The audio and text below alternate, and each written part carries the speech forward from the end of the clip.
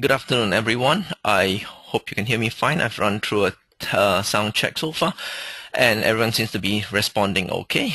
Welcome to our latest lunchtime webinar. Today, I'll be giving an overview of technical illustration, what a solution called SolidWorks Composer is all about, how it can actually help the entire organization benefit from its capabilities, and of course the overall benefits of the product to you as an end user and as a company.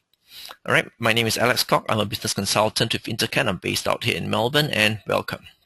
So for today, this is what we'll be talking about effectively. I'm going to keep the agenda straightforward and simple. I'm just going to talk about the overview of what we're going to be looking at and some of the capabilities. Now, due to time and the depth of the product, of course, I won't be able to cover specific areas, but I'm happy to take some questions later. And as usual, as with all my webinars, I'm happy to take also offline questions if there are specific requests that we have along the way. I'm going to also take a quick look at the product itself, concentrating on specific areas. And we'll summarize it off. We should be done before the end of this lunch hour so that we can all get on with our daily activities. Now, let's talk about a few things. Let's start off the tone by taking a look at your most conventional design process. Of course, many of us here, I'm sure, work in a more complex situation, but in the most generic level, you would find that generally any product that has to be designed and ultimately manufactured will go through processes like this. And of course, in a typical sequential process, this is what you would expect from the conceptualization all the way to the creation of documentation, unless your product is one that doesn't require any form of documentation. And we're not only talking about end user manuals. We might also be talking about things like instructions for our engineers on how to install our actual products. So it could also be for in-house use.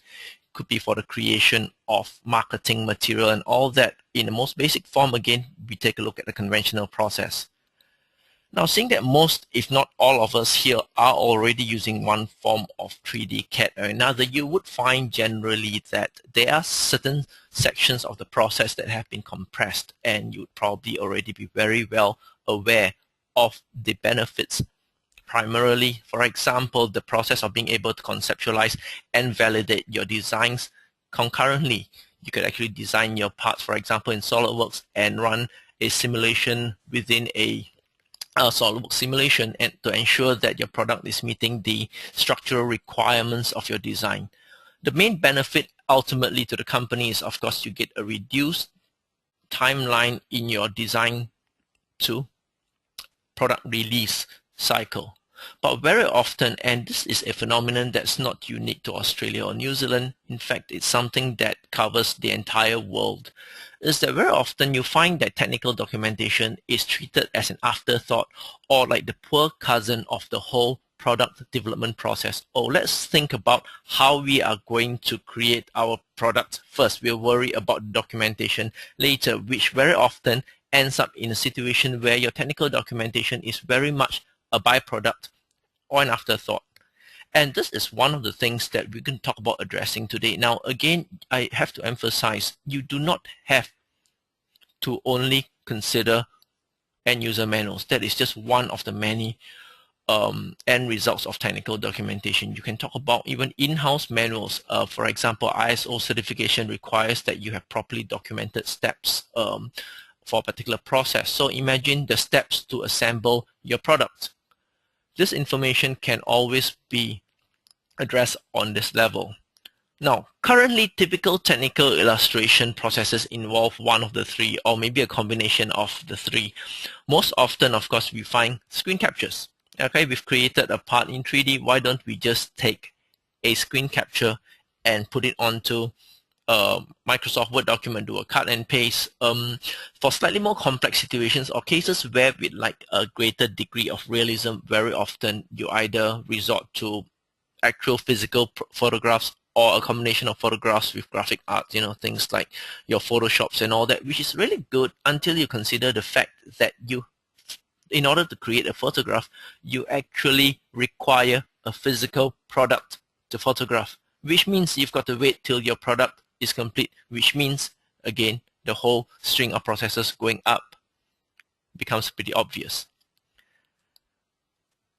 One very common theme across these three areas is that engineer downtime. Now, engineers, the technical designers, their job is to come up with designs, to create drawings.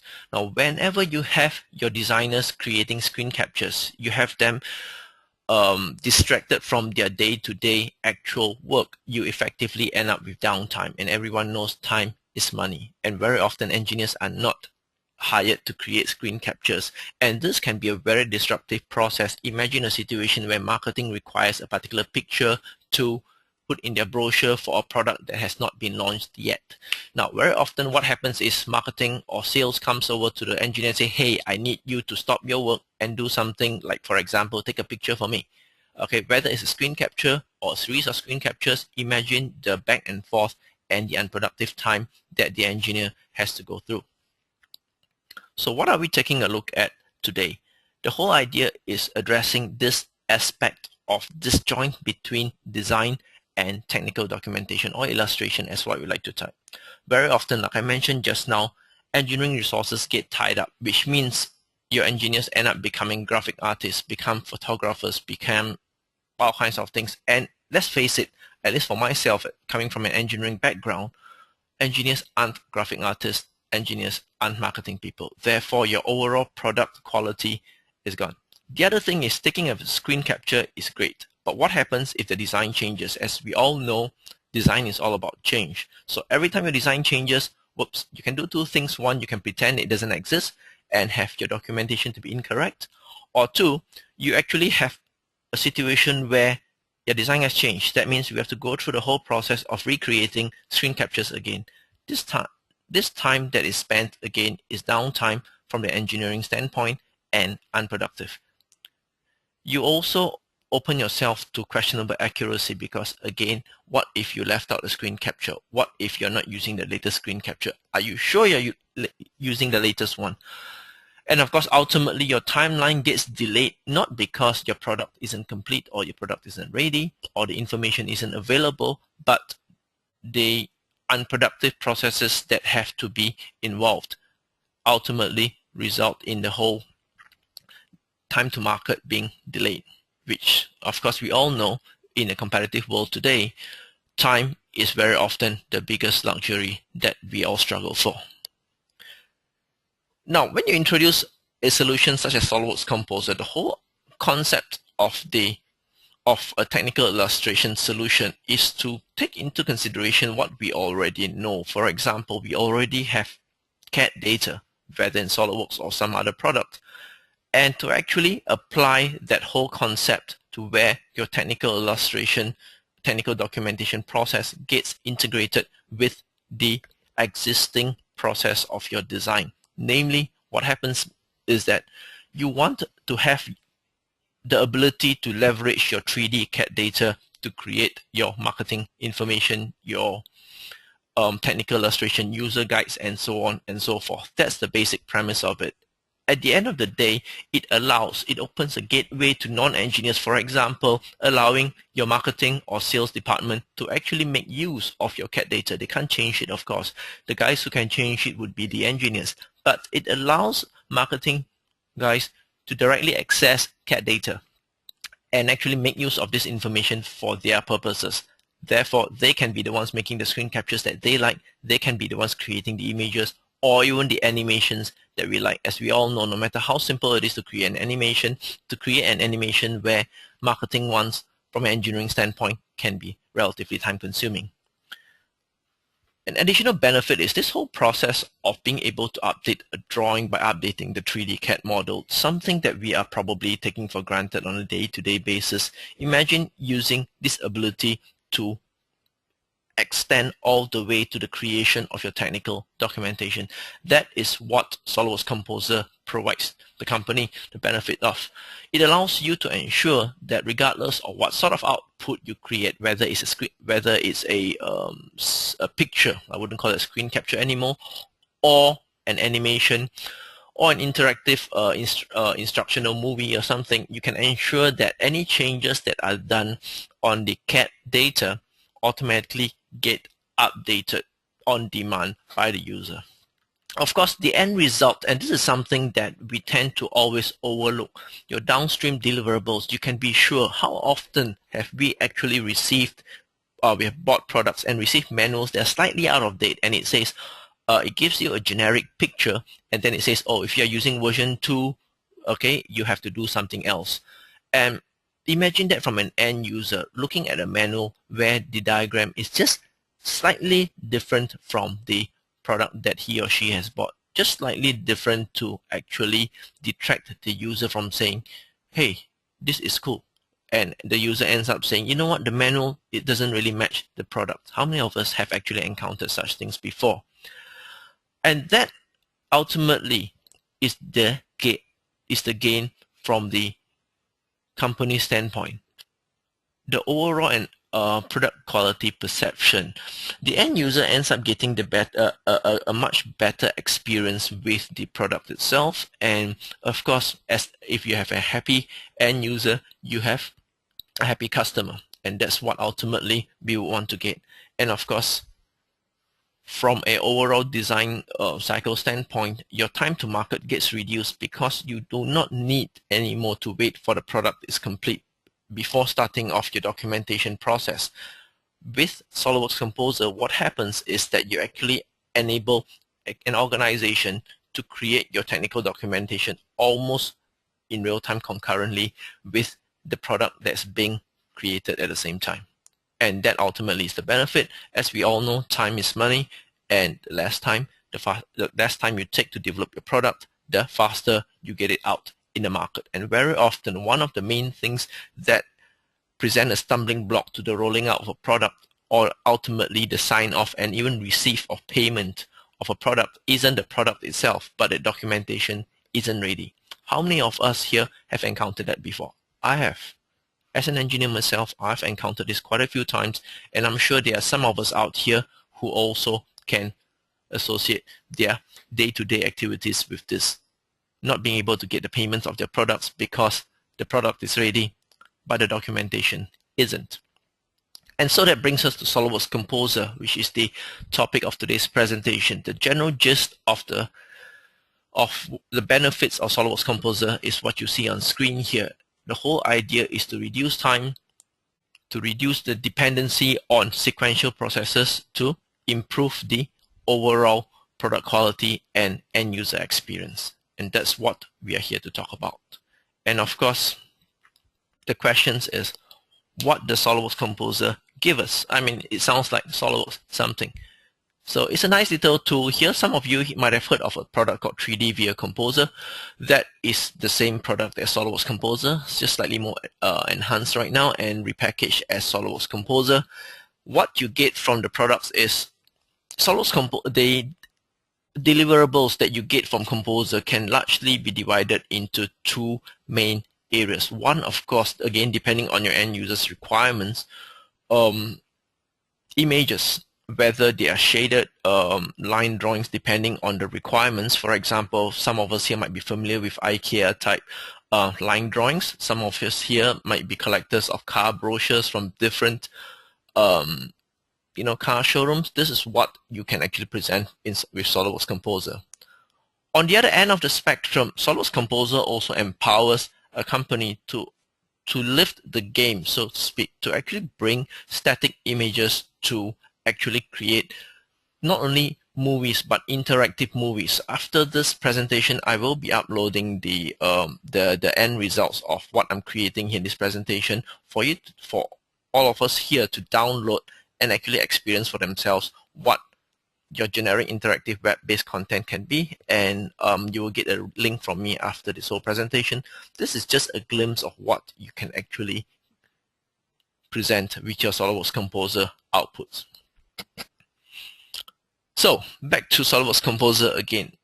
In a very general sense of things, this is what the system allows you to do. It allows you to It allows non-engineers to work with engineering data and at the same time take advantage of the associative link between the CAD models and drawings to actually output technical illustrations, and of course at the end of the day create a better product and shorten your time to market. For those technical guys of us in the crowd, of course the first question that would be on our mind is, how does it work? And that's what I'm going to spend the next 15 minutes here to talk about. How exactly does SolidWorks Composer work? Now, let's start off from a very generic standpoint. First, let's look at it from the engineer standpoint. I'm just going to go fire up SolidWorks here for a while. Now, for those of us here who are SolidWorks users already, you'd be familiar with the whole process of actually having to work with CAD data. So what I'm going to start off today is with a generic example here. I've got a couple of products on screen, and I've got a mounting sub-assembly that I need to actually create some instruction manuals for my manufacturing guys in the shop floor somewhere in a third world country to assemble my product. So this starts off here as a SolidWorks model. Now what I'm going to have to highlight here is that you do not necessarily have to work with SolidWorks. Some of us here might actually have access or are required to work with other forms of CAD data. It doesn't matter. SolidWorks Composer doesn't quite discriminate that aspect of things. So long as you have CAD data of some sort, it would be happy to work with it. All right. So this is our starting point from the CAD environment. Let's just close this up here. Now, let's go back now to the to my screenshot again, to my desktop here, and from the standpoint of the person who needs to create marketing information, from the standpoint of the person who needs to write a user guide, you'd probably want to start off with a generic tool here. What I'm doing here is I'm going to start off here with Microsoft Publisher. You can even use Microsoft Word if you want. Personally, I like Microsoft Publisher because it gives me much better layout capabilities for the pages and all. And what I have here is I've set up a set of pages that already have the locations that have been defined for where my images are going to be created. And what happens with Illustrator here is got a nice little tool called the Graphics Manager, which allows me to actually link, as you can see on the left here, it allows me to link information to images that would be created by other software. For our case here, SolidWorks Composer. All right, so that's one aspect here, the documentation. It could be, again, a marketing brochure. It doesn't matter. Now, so with these two things set up here, let's take a look at SolidWorks Composer itself. I'm just going to start off here, SolidWorks Composer. Now, what I'm going to do here right now is I'm just going to imagine the situation where I'm actually the non-engineering guy who needs to work with the CAD information. What I've started off here is SolidWorks Composer, and I'm going to start off here with a blank worksheet. Now, previously what would happen is that if I wanted to create an image, I would actually have to go to SolidWorks or disturb the engineer and get him to create me a series of screenshots. Right now what happens within SolidWorks Composer is that I just start off with a new worksheet, and from my worksheet I'm just going to open directly a CAD file. Now you could of course work with a whole host of 3D CAD files. As you can see here, it's not a very discriminatory product. I'd like to, for example, today, since I'm a SolidWorks user, I like to start off with a SolidWorks assembly, which is what you see on screen here right now. And I'd like to just confirm with the system the SolidWorks settings that are available here, and I'm going to open up my product. What happens here is that the system will actually make use of the 3D CAD data, but just bear in mind that seeing that I'm not the engineer, although I can actually access the 3D CAD data, the important part to note here is that I have no right to change the CAD data itself. That means only the engineers, only the person who has access to the CAD data within the CAD environment will be able to carry out the changes. And that's a very important thing, because the last thing you want to worry about is actually have the non-engineering department, for example marketing, from changing a product definition without ensuring that engineering requirements have been met. So what happens here right now is that I'm just calling up my information here. I'm running a simple conversion process, and what I've done here right now is I've just imported a SolidWorks assembly. And the first thing you would notice is that your SolidWorks assembly comes in complete with the history of the model itself. As you can see on the left here, I've got my entire assembly history. What the software allows me to do is that it allows me to ensure that existing information is maintained. And from here, I can start creating what I actually need, which is effectively my screenshots. All right. So now, as you notice here, the system has also imported the exploded view information for me. I'll use that later. Right now, I've created the first view. Now, this view is going to be my front page. So I'm just going to create view 1 here. And I'll take a second screenshot here to create view 2. And at this point in time, you might be thinking, big deal, why don't we just create a screen capture? Well, for starters, since I'm manipulating my 3D data, so you can see here right now, I can actually zoom in now, like how I would if I were working on my CAD file. Let's say, for example, I'd like to just create a quick exploded view here, and I'll create a linear explode of these models. I'll drag this information out, and this is view number 2. So let's just update view number 2 here, and this is what I have. Now, we can, of course, go around to play around with this later. I'll worry about it later. I'm just going to start off by creating my views first. Next step, again, as I mentioned earlier, I'm going to be creating some assembly instructions. So my next step here would be this. I got to show the users that I need to remove this component and this. And same here, let's just drag these components out. Imagine having to do this by screen capture method. Right now, all I need to do is to select what I need to work with. And from this one here, all right, let's just go to the linear transformation to this. There we go. That's view 3. I'm just basically showing the steps of how things should be removed. Let's hide this off here now. Now, my fourth view, I'm just going to be creating some views here later, so I'll just put this product here for a moment. All right, and I'll create a view 4 here. Okay, and for view 5, let's go on to just show how my product should be disassembled. So let's just create a view 5 here, and I'll move off my components. Again, I'm just going to select the parts that I need, this, and this. Let's just drag this out here. As you can see, nice and easy. That's how we would actually remove our components. And then, for example, for these 2 parts here, let's pull this out. All right, and for this here, there we go. So this would be my 5th step. All right, that's my view number 5, and that's how I would go about creating my different views. Again, imagine how much easier it is to be able to do this without having to interrupt the engineer. And that's how you would go about working on your process. You would just create your views directly from the 3D model itself. Now let's go back to view 1. Now in view 1 here, this view is going to be my front cover picture. So for my front cover picture, I might want to add a bit of realism to it. For example, I'd like to just change the rendering style. Now there's a whole series of presets that are available. I can add outline if I want to, shader illustration with color, and so on and so forth. But since this is going to be my front page view, I'd like to add some shadows. Effectively, photorealistic rendering capabilities. If I wish to, I can add enhanced shadows. I can change presets again. And as you can see here, there's a whole series of presets that I could actually create to allow me to define my cover picture. Let me just add some perspective also so that it looks a lot more realistic. And this would be my front cover. All right, so let's update this view here.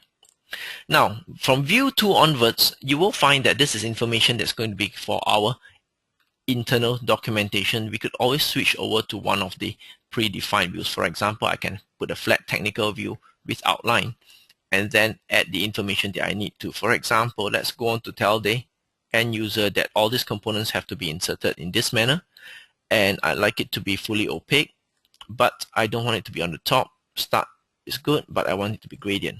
So that's the first arrow I've created. Other forms of arrow, maybe I like to snap around to this, but I want it to be placed over here. Same thing again, we can very quickly change the opacity of it, and I like to just, I want it to stay on top, and I want it to be a flat arrow. So what I have here right now is I've got a flat arrow, and let's change the angle to this. And instead of a start, I don't want it to be start. I could have and the arrow. So let's put it this way. And what I've done here is I put an arrow to this side, and I also want it to be gradient. That's how we would add our information here. That's for view 2. All right. Let's take a look at view 3 right now. Okay, now for view 3, same thing here. I'd like to change the render to flat technical with an outline. But what I'd like to do here right now is I could also add, for example, lines. Let's go on to add a quick path here. All right, just by selecting the geometry of the part, I can actually ensure that there is a particular line that gets inserted correctly. And I could always change this information according to my wishes. For example, change the line types, the width of the line, and so on and so forth. Or I can actually use predefined styles. Like I have a particular standard that I need to work with that I can select. And I can actually place it over here very quickly and easily. Now, in view 4. All right, for view 4, I need to create a cutaway view of my design. Very quickly, I can make use of this patented tool called the digger, which allows me to define, for example, how and where I want to go. Let's just start off by actually defining where I want the digger to show my information, like over here right now. Now I could actually do a zoom in and out, like what I'm doing here right now, zoom in and out, or I could do a cutting plane, which effectively allows me to cut my products according to a predefined plane, or do an X-ray, which is one of my favorites actually, as you can see here. All right. Or finally, we could do an onion skin, which basically allows us to peel apart components according to the level of appearance within the assembly itself. For my case here, I like to create an onion skin, and I like to be on this size here. Once I'm happy with this, I just do a capture of the image. It gives me the information here. Again, you can change the settings if you wish to. Let's change the gradient tooltip and maybe move it over here. Let's say move it over here. And you could always add your text information if you like to. I'll just leave it here for now. I'll just update this view. And let's go on to view 5. Now for view 5, what I need to do is, again, I just need to show my exploded lines. So let's go on to create a line here for this. And here I'll create another set of exploded lines. I basically just select the components I need to work with. And this line and this, I'd like to have it applied to a predefined style. Again, design standards, very straight and simple. What else? I want to change my rendering style to flat technical. Just update this view. Let's go back to view 4. Did I change that to flat technical? No, I didn't. So let me just go back to flat technical view. All right. Maybe I'll just move it down here. Update view number 4. All right. View 5. And that's it. Now, finally, of course, being able to make use of existing information is all well and good. But what if I had to actually create additional information for my technical illustration? For example, here, I'd like to just create a second view, a sixth view here. Now, for my view 6, what happens here right now is I'll need to create the general bill of material list here. So what I can do here right now is that I just basically select what I need to do and generate a bill of material. Think about it. Although I'm in marketing or I'm in the graphic design department, I can still go on to create a bill of material information. What I'm going to do here is, as you can see on the left, right now there's no bill of material information. I have to have the system query my model for the bill of material. And as you can see, all this information gets automatically created. If I wish to, I can even go on to configure my bill of materials and actually extract information from the CAD data. For example, the author, as you can see here, there's a whole list of information that we have. We can even have vendor information. We can have the author, who created it, and so on. I can always add information here. Okay, so right now there's no authoring information, but if I need to, I could. So let's go on to move this back here. And again, other forms of meta properties, basically existing information that I would already have within our design. All right. So once I'm done with this, I've created my bill of material. I can very quickly just call up my bill of material by creating the callouts or the balloons according to my bill of material here. Again, fully customizable. For example, the shape, size, types, and all this. I can always go on to change the location of my information. For example, I want it only to be on my left. All right. Following that, I like to just go on to show the bill of material table here, and I like my bill of material to be on the right hand side here. I like it to be a slightly bigger font. All right. And finally, you can even go on to enable model highlighting, which means if you notice, whenever I select and I mouse over an item on the bill of material, this information can be highlighted accordingly. And to be in line with everything, let's put this to be silhouette. And this is what I have for my view number 6. Let's update this. So at this point in time, what I've done here is that I've basically created this information for my bill of materials. All right. And I've basically shown what I need to create here. What I can do here is basically this. All right. From here right now, I need to publish my information.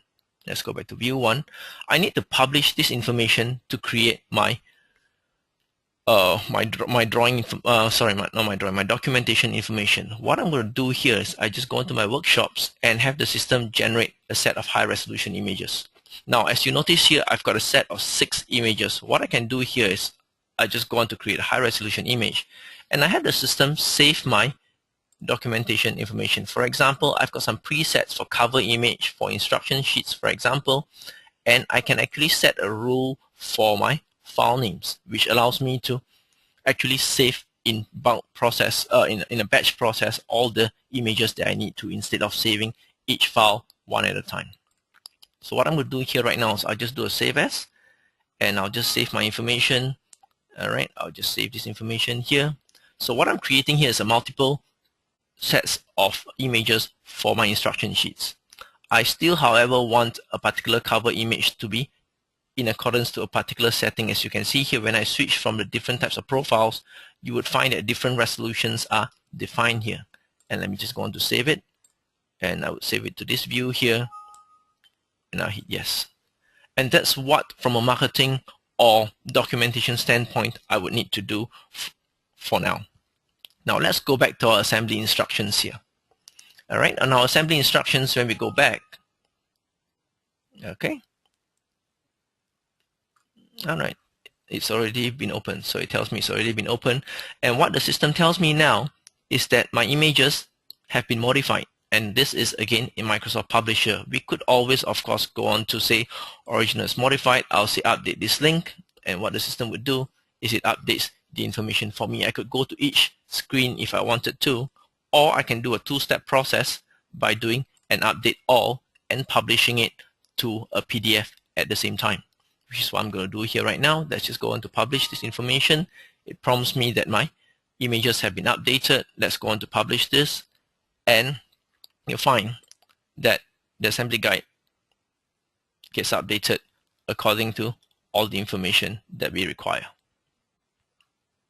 So all well and good.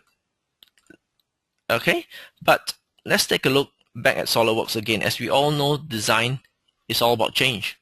And what if we needed to change this information? Let's go back now to this mounting that I used earlier. And of course, design changes. So what are we going to do here right now? We take a look at this design, and maybe this plate here has been changed. I've got a new proposal here that maybe, just maybe, management says, you know what, it actually looks better, it's more cost effective, it's a simpler product, it serves the same purpose. And of course, seeing that it costs less, we're going to make use of this design. What I'm going to do right now is I'm going to just change the design. I'll hit a save here. All right, and then I'll close this. From an engineer standpoint, that's all I need to do. Now, let's go back to Composer. I'll take a look at Composer here. Right now, all I need to do is to have the system update it. Okay, and I like to update the Composer information. Again, let's confirm it's a SolidWorks assembly. I like to update this one here.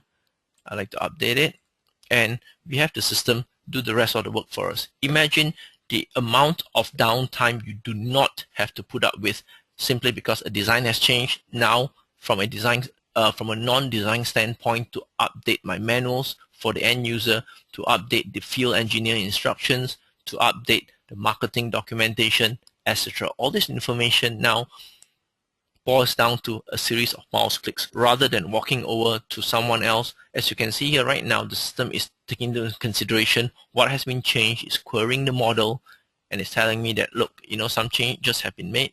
No big deal. Let's go on to make use of the new information. What we don't need to do with SolidWorks Composer is we don't need to go down to the engineer and say, hey, we need a new set of screenshots because you changed the design. And this basically is one of the things that ensures your designs get the latest documentation all the time. As you can see here right now, the front cover page has been updated to show the latest model. Let's make sure I update this view. Let's take a look at view 2. As you can see, view 2 is using the latest one. And let's go down to view 6, view 7. Let's go down to view 7. Is there view 7? Yeah, there's a view 7. It's been updated also. And everything gets updated. So having done that, what we need to do right now is just republish this information again. You could always do a batch level publishing. I'm not running that right now. I'm just going to create a new set of instructions again. Okay, so let's just update my information this time. It's outputting my instruction sheets one more time. And one more time, I'm going to create my cover image. Let's go save my cover image one more time again. And save this information. Yes, it is. And so what I've done here is I've basically created a new set of outputs. Let's go on to take a look at this. Once again, the system tells me original is modified. All I need to do is republish the PDF file. It's probably going to work slightly differently if you use Illustrator, but the same process applies here. It updates my information, and this is my new PDF file, complete with the new instructions. Again, I'm just going to update this information slightly and upload this to Dropbox to all of us who are currently in the audience right now, and you can actually download this information. Now, this is only half the story. There are many other things that you can do. For example, apart from creating soft copies of printed manuals, we can also publish to an HTML file for you to upload to your website. And that's exactly what I'm going to do. And I'm just going to do a save as, or I can even save as a self-contained file. For example, here right now, let's do a save as, and I'm going to save it as, okay, I can save it as one of this web-ready files here, like a VRML file, which you can actually put onto your website. And I'm going to do that right onto my Dropbox so that you can download it and actually view the actual 3D information itself. Ultimately, the whole point of the system is to ensure that you get the information correct when you need to. That is basically leveraging your 3D CAD data to create non-CAD information. All right, so to recap, some of the benefits here that you get from SolidWorks Composer, you basically extend the benefits of having a 3D CAD model to various areas that you never thought of. For example, your marketing and sales, which would be obvious, but shop floor and field technicians, even the in-house users. Let's not talk about user manuals and all that. To in-house instructional information. This is where Composer can basically help you here. Of course, it allows you to leverage your CAD data. It ensures that your marketing collateral, your documentation is up to date. You do not need to worry about the additional repeated processes that you need to go through just to ensure that your documentation is up to date, or on a worst case scenario, actually ignoring changes on your design. There are, of course, things like your overall end user experience, hard copy and web enabled. Like I said, I will be uploading a sample of a web enabled output of what I created here today, just to give you an idea what you can actually view. It's a lot easier for me to do that than to show it real time because I'm doing a web presentation here. Or, of course, your hard copies. You ensure that your information is correct, and seeing that your data that you're creating for your hard copy manuals come directly from the CAD software. Unless your CAD software is incorrect, which it shouldn't be, you do not need to worry that your information is incorrect. Now, having the ability to eliminate the process of actually waiting for the final product to be signed off before creating your documentation, the benefits there are, of course, obvious. There are so many companies that do not receive payment for products until the manuals are created. Imagine if you could create your manuals as you design your product. All right. Ultimately, the sequential process of waiting and waiting before you can generate your documentation, that gets eliminated. And of course, finally, the whole product quality perception. Because your manuals are better, you actually allow for greater time, greater improved to market benefits ultimately, and the overall perception that you get to enhance of your product is pretty obvious. Okay, long story short, you're talking about a process that's something like this to this. And of course, as you can see here, the benefits of the shortened time here can be very greatly realized in terms of the monetary aspect of things. All right, and with this, we'll open up the floor to questions. If you'd like to, I'll be happy to take some questions right now. And if you just like to either key in your questions to the chat window or the question window, I'm happy to take them right now. Any other questions for me?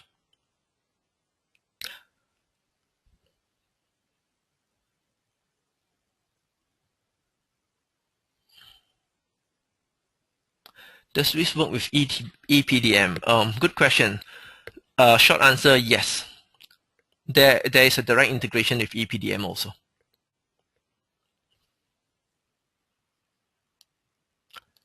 All right, one moment. Okay, good. The questions are coming in. Let me just scroll through them. I had to go away from the computer due to a fire alarm. Is this presentation available online? It will be made available online, yes. So don't worry about it. Standard procedure for us. Hope that answers your question. All right. Sorry. With regard to the earlier question, I misread it because there were two similar ones. How does this work with EPDM? It's a bit. It's actually quite similar to how SolidWorks works with EPDM. You've got basically an integration, an integrated plugin there, and it basically allows you to just monitor the changes in the files. Where do we find the presentation online? You will receive a link, I believe, to download it in the next couple of days.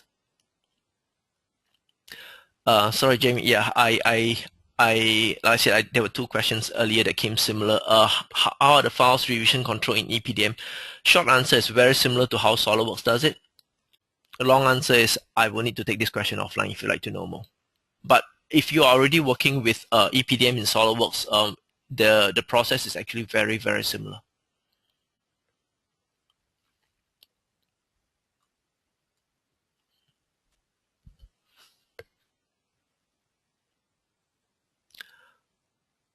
More questions? Is BOM editable without changing the model structure?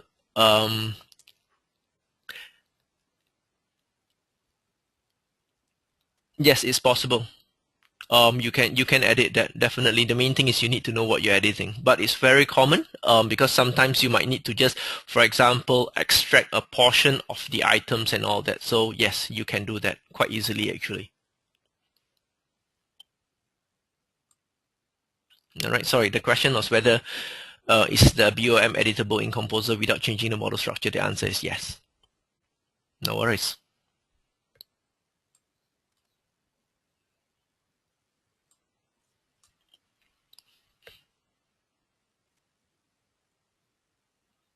One of the things I have found problem presenting on a web platform is that I can't show a lot of the web-based deliverables. I'm going to upload some of this information there too.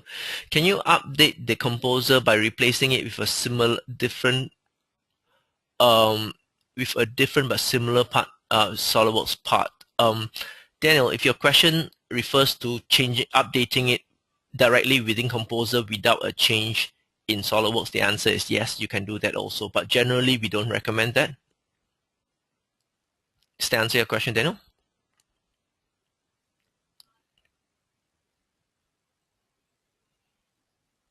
Yep, you can. You can basically, you can just, you can read in the SolidWorks file directly, another SolidWorks part directly and start removing or adding parts within Composer itself.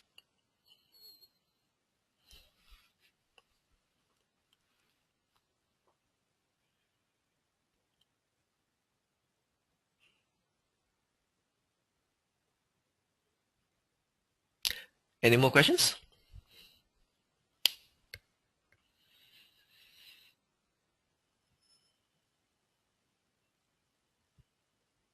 Do you have to have SolidWorks model checked out of EPDM to be able to use Composer?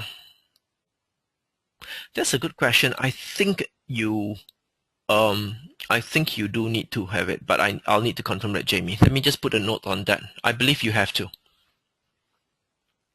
All right. I have your email here, so I'll probably have to send you the the answer. But I believe the answer is yes. You're welcome, Retta. Thanks for your time.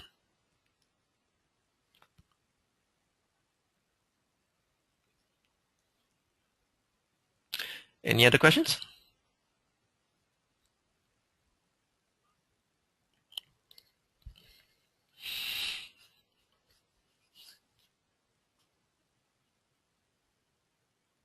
Yeah, notice we've got participants from all over Australia, so I guess we are in all different time zones. So I appreciate your time.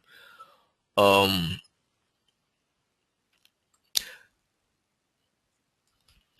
I guess if there are no questions here, or if you can't think of any questions now, but you get some questions. Oh, cool! A few more just popped up. Where am I based? I'm based in the Melbourne office. And I'm contactable by email. There are equivalents of us all over the place, actually. Have I done a comparison between creating exploded view in SolidWorks and Composer? Yes, I have. Jamie, I have done that. There are some things in Composer that I wish were available in SolidWorks. That said, I have also been using SolidWorks since a couple of versions behind now, so I'm more familiar with SolidWorks in that sense. But yes, I've actually submitted some enhancement requests before. What I like about the speed between the two, about the same. The process is about the same. I mean, you still have to select what you want to move and all that. It's just that once there are some of the things, like for example, if you notice, I could export multiple groups of subcomponents quite quickly in Composer compared to SolidWorks, and creating the exploded lines is a lot simpler in Composer. All right. In all honesty, I think Composer is faster. Do you have any plans? Yes, we do. We have a regular webinar series. This is part of it. Actually, every month and a half. If you do not have the schedule, which most we would have sent out, look out for it. It also gets publicized in our Intercat newsletter. So we definitely do. This is actually the third webinar I've done this year already. All right, Retta, if you don't have the information, drop me an email. I'll give you my email address at the end of this presentation, and I'll make sure that you're added to the mailing list to be kept up to date on the next webinar and all that. I think the next webinar is scheduled like in a couple of weeks' time. All right, no worries. Last question.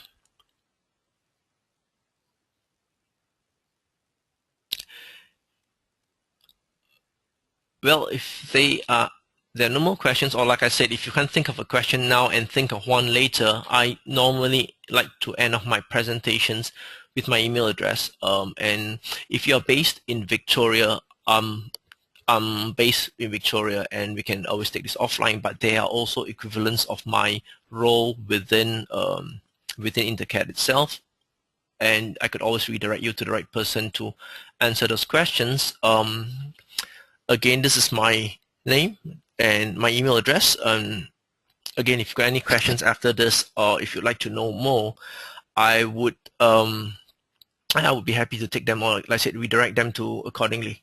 Alternatively, if you have any general questions regarding any of these SolidWorks products, and that covers anything from SolidWorks to SolidWorks Composer, simulation, EPDM, and any other solutions that we carry, do drop us an email. Here's our general numbers and the general email addresses for both the Australia and New Zealand regions. All right. Once again, thanks for your time. I really do appreciate your spending your time here today with us. I hope you found this session informative. And if you've got any questions, please feel free to drop me an email. If not, thank you everyone for your time, and have a nice day. My name is Alex Scott, a business consultant with Intercat, and I'm signing off for now. Thank you and have a nice day. Goodbye.